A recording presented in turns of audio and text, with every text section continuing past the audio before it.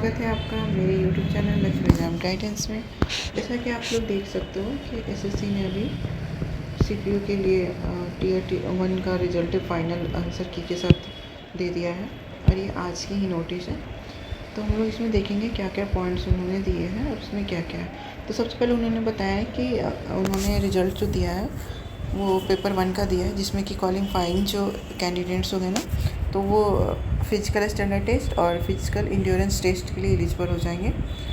तो इसका पेपर कब हुआ था? तो 9 दिसंबर 2025 से लेकर 12 दिसंबर 2025 तक हुआ था।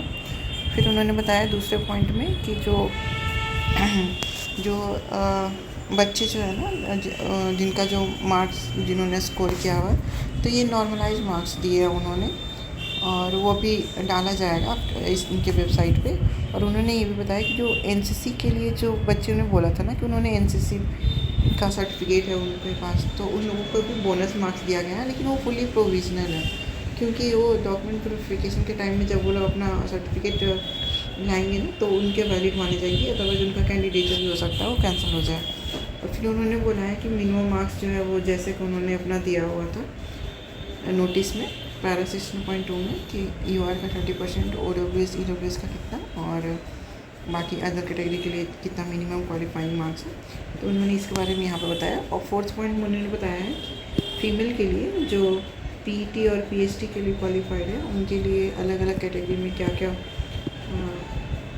कटअप है और कितने अवेलेबल कैंडिडेट्स हैं उसमें, ये बताया उन्होंने अलग अलग।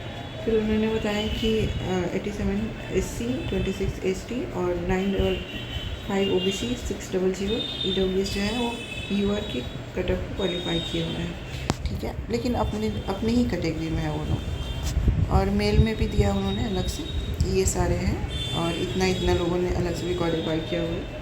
फिर उन्होंने मेल डिपार्टमेंटल जो मतलब पहले से ही उसमें पुलिस में है, पुलिस में, और उन्होंने अगर इसमें डाला हुआ तो उनके लिए अलग से कटअप निकली हुई है। और उसके बाद फिर आगे देखिए आपको कि ESM कैटेगरी के लिए जो स्पेशल होते हैं उसके लिए अलग से क्वालिफाइंग मार्क्स रखी गई थी। और यहाँ पे 6 पॉइंट उन्होंने बताया कि 12 कैंडिडेट्स जो है ना वो उनको जो है से फेल रखा गया है कुछ किसी रीजन्स के कारण। और फिर उन्होंने बताया 7th में कि जो भी कुछ जो है ना कि जो भी कैंडिडेट्स जो है वो पीईटी और पीएचडी के लिए क्वालिफाई हुए हैं तो उनको जो है कम्युनिकेट किया जाएगा या फिर आगे एडमिशन सर्टिफिकेट दिया जाएगा, तो एडमिट कार्ड दिया जाएगा उनको पीईटी और पीएचडी के लिए, आगे वेबसाइट पे डाल दिया जाएगा, तो आप वेबसाइट चेक करते रहिए। और 8 में उन्होंने ये बताया कि जो आंसर की जो है ना फाइनल आंसर की वो तब बनाया गया जब जितना भी कैंडिडेट्स ने उसमें मॉडिफिकेशन के लिए भेजा था ना, या फिर जिन्होंने रिप्रेजेंटेशन डाला हुआ, तो वो सबको देखने के बाद ही फाइनल आंसर की बनाया गया है। और वो बोल रहे हैं कि फ़ाइनल आंसर की जो है ना मार्क्स जो है ना वो बाद में आप फाइनल आंसर की जो है ना तो बाद में बता दिया जाएगा।